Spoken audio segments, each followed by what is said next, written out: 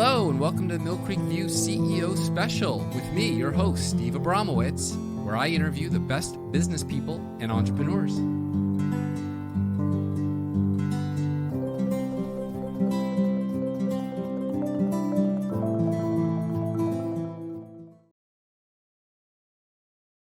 Podcasting is a fascinating blend of creativity and business. And I really have enjoyed it because it's also it's power through networking, and it's like having your own network. Your excuse, then you could have by having a podcast, you have an excuse to network with almost anybody. It gives you a not carte blanche, but at least permission of sorts to say, "Hey, Steve," or "Hey, Nick," or "Hey, famous person or whatnot. I would love to get you on my show."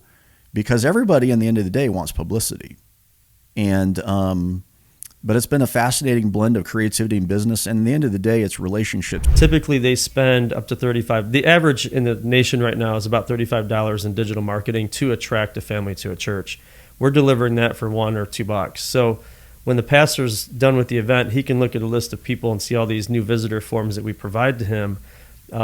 From the consumer's perspective or the visitor's perspective, they go to movienight.com, they register, and they get a free movie pass. So in the eyes of one, it's a pass. In the eyes of the other, it's a new visitor form. So everyone in the as far as the church movie events, everyone's happy, and we're happy. The people that the producers of our movies, they're happy because again, it's a new layer of monetization for them, and it exposes their brand to the audience. And then on top of that, what we do for all the visitors provide to see it. Now the movie producer has access through us to that customer when they release another film. I love educating. It's the reason why we do radio, it's why we do podcasts, and I teach CE classes. I'm very passionate about helping people understand the real estate transaction. It's this like clouded mystery for a lot of people, right? They just sort of show up on closing day, and it's their largest investment. And I would love for them to.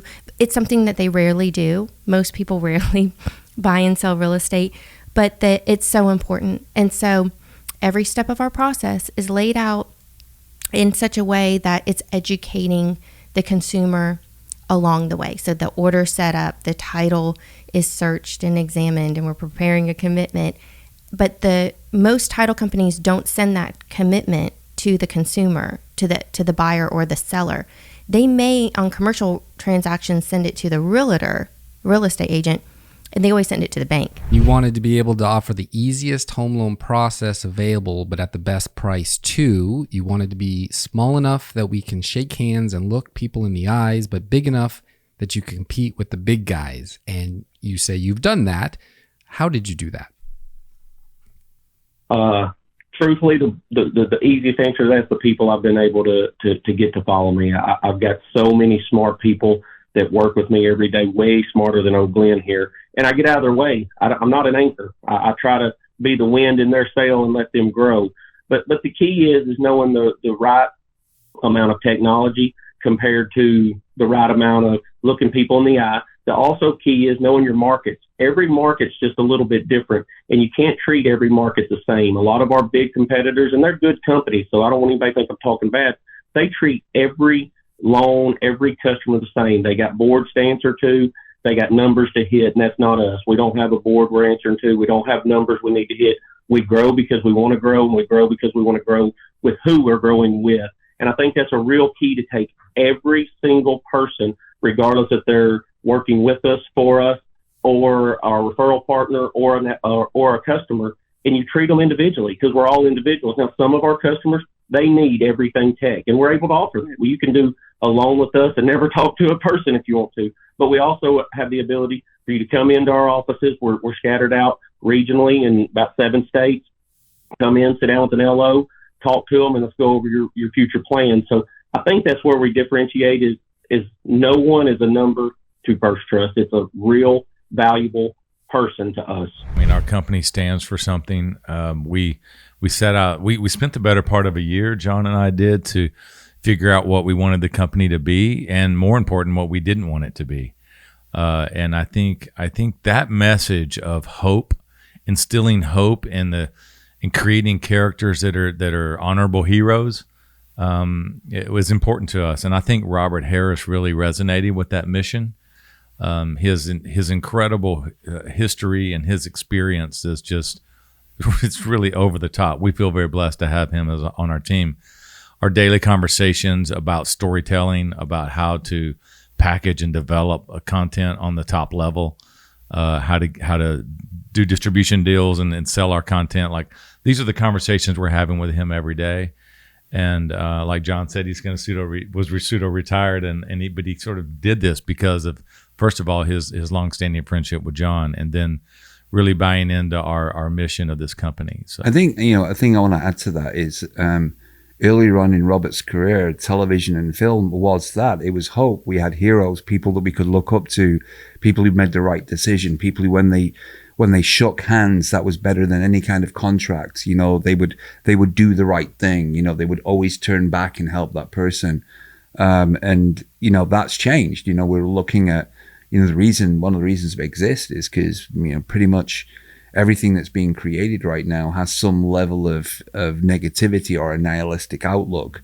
And so when Robert saw that we were trying to bring those kinds of messages back into the zeitgeist, he was coming back to something he knew very well, right? It was in Hollywood he doesn't recognize anymore. What we're doing feels more like the world that he helped build. I think, most of the Christian films that we know of base themselves off of free IP, right? So basically stories of the Bible, that sort of thing. But probably not since VeggieTales have we had our own unique brandable IP that wasn't necessarily directly connected to Bible story characters, right? So Chosen, for example, is massive production, but it's not original in the sense that it's just retelling the story that already exists. So what we're trying to do with Lore is we're trying to create original stories, movies, TV shows that aren't necessarily faith-based, that actually fight the culture and mock the left in the same way the left mocks us and makes fun of us. We don't have a real venue for streaming media that fights back. That's why we don't call ourselves faith-based entertainment. We call ourselves based faith entertainment. Based faith entertainment. I love that. I found my way to Swagger. It was a while ago, many years. It was years ago. Greg had been developing the concept and had done some focus groups and had I don't know if you would call it a prototype. Actually, it was a working app, and he wanted me to see it. We were introduced by someone, mutual connection on the board, and I was supposed to try the app, but I was on my way to a meeting downtown DC. I live in the DC area. So when I got off the metro, I had allotted about 15, 20 minutes to try the app in Farragut Square Park. And I don't know how familiar you are with DC, pretty central little park. And I got out and it was pouring rain. And I look at my app and it's got these little points of interest or sort of banners, pins, we call them now, but on the map. And as I would get close to one of them, it would let me know how close I was getting. And I knew that there were rewards if I grabbed the pin. So what was remarkable to me is I found it sufficiently engaging that I did the whole map, even in the pouring rain. And I'm like, this guy's got something.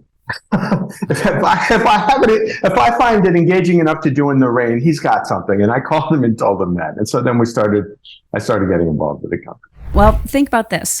We have a maintenance mindset or a prevention mindset in a lot of things. Take your car, for example. You don't just wait until you blow out a tire to switch them or rotate them. You know that, hey, I need to take care of this, or hey, I need to check the oil, or I need to put gas in the car, because the car doesn't go anywhere if you don't maintain it. Also with dental, with skin, we have regimens to prevent aging and things like that. But your spine you use every single day, even when you're sleeping. And most people don't even think that it needs to be maintained, which is untrue. The posture actually puts your body in a position that is most comfortable to you at the moment, but not necessarily a functioning position. So your biomechanics begin to get off. Your posture begins to lose the curves that you're supposed to have. And then that actually stresses and pinches your nervous system, can create actual neural tension that causes disease processes to start in your body. So just by maintaining the spine, we eliminate a lot of that interference so that your body can express itself properly. Protecting our clients' book of business is at the forefront of our business. So, when you're a financial advisor, you don't own your clients. You might have a right to the revenue that the broker-dealer pays you if you're an RIA, but at the end of the day, the clients can go anywhere they want. So our agreements are structured, number one, to protect the employer, and then to protect the book of business. Being an employer today is high risk. High risk. It's sort of like standing in the middle of a highway hoping you don't get hit. Because we're in a litigious society, you know that, and everything you do is measured by your employees. So you have to be very careful, and this is where our firm becomes very important. Our agreements, our offer letters, our employment agreements, restrictive covenants, all the things that go into just tying your business down. And we study these things. It's just not like here's a template. We actually write these documents. And that's important because if I'm going to you for a will, I don't want you to hand it to me and say, here, fill in these blanks. I want a discussion. I want a deep dive into, our plan. And then I want you to produce a document. I just love the idea that we can get into an issue or an organization and find the ways to target that particular market, reach that market, use design, use copy. Obviously right now, AI is the big thing, right? So there, we're taking advantage of what's there, with AI in terms of copyright. Obviously, at this point, I would say AI gets you about 80% of the way there. You can put in a thought, an idea into AI, and it can help you design stuff. It can help you write, but it's about crafting the message. But it's more about knowing what message is going to resonate to that audience. What the science behind design. What's going to capture their eye? How are you going to drive them to the call to action? How are you going to get them to act? And then once they act, how are you going to keep them involved? And so that's all part of the the marketing science that we deliver for our clients. Tell us how your independent agency does it different than, say, a name brand company that somebody would hear on the radio. Well, most name ranking companies, I'm licensed with many companies. They got a right for that one employer, that one insurance company. Okay. I can look at you and your neighbor, your brother, your sister differently because the plan that you're on may not be best for your brother or your neighbor. Okay. And I can look at that and I will definitely do it to the best of my ability to get you what you really need and deserve. And it's about value too. It's just, it really is. Everything should be individually considered, and that doesn't point you directly to one insurance company. Again, I'm going to say this again. There's no such thing as a perfect policy. And if there were, you might could afford it, but I couldn't. And most of the clients that I deal with are small self-employed business people, and they couldn't afford it either. But I don't believe, they've got the ceiling up to $100,000 now.